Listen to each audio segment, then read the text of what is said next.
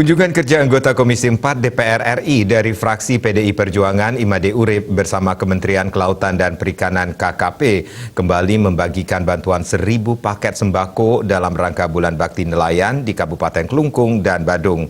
Kegiatan kali ini dipusatkan di pesisir Pantai Kusambe, Kecamatan Dawan, Klungkung.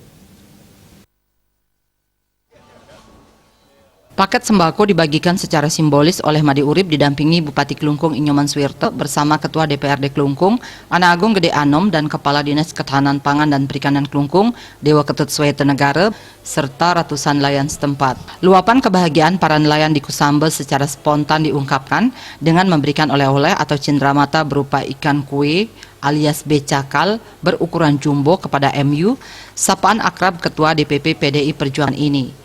Seperti diungkapkan Ketua Kelompok Segara Wisese, Dewa Gede Wire selaku nelayan sangat berterima kasih kepada Made Urip karena selama ini sudah sering diberikan bantuan, salah satunya dana pengembangan Mina Pedesaan MUMP sebesar 100 juta rupiah. Sangat berterima kasih sama beliau.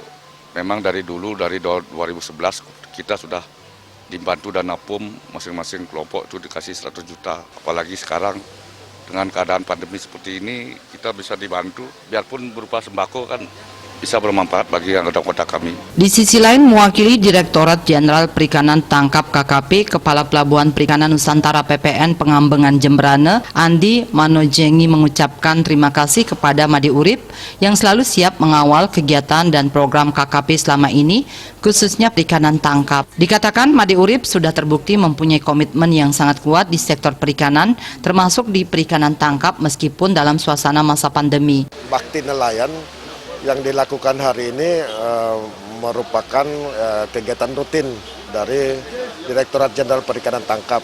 Biasanya kami bekerja sama dengan bapak-bapak dari anggota Komisi 4 DPR RI. Hal senada disampaikan Bupati Suwirte. Ia berterima kasih atas dukungan Made Urip yang telah memberikan semangat nelayan di Klungkung. Dijelaskan ada 80 kelompok nelayan dengan sekitar 1.300 anggota yang tersebar di 4 kecamatan yakni Dawan, Klungkung, Banyarangkan, dan Nusa Penida. Selain Klungkung berpotensi sebagai daerah pesisir, juga sebagai daerah yang mempunyai pulau kecil dan terluar yang menjadi satu kepulauan dengan 8 konstelasi kebijakan nasional sehingga seharusnya bisa menjadi kabupaten yang kaya dan mandiri. Bupati Suwirte bersama Made Urip menyerahkan secara simbolis bantuan 570 paket sembako kepada nelayan di Klungkung. Sementara itu sisanya 430 paket sembako dibagikan oleh Made Urip di Kabupaten Badung melalui 2 anggota fraksi PDI Perjuangan DPRD Badung. Anggota DPR RI terpilih 5 periode dengan suara terbanyak di Dapil Bali dan peringkat ke-7 nasional itu juga sudah memahami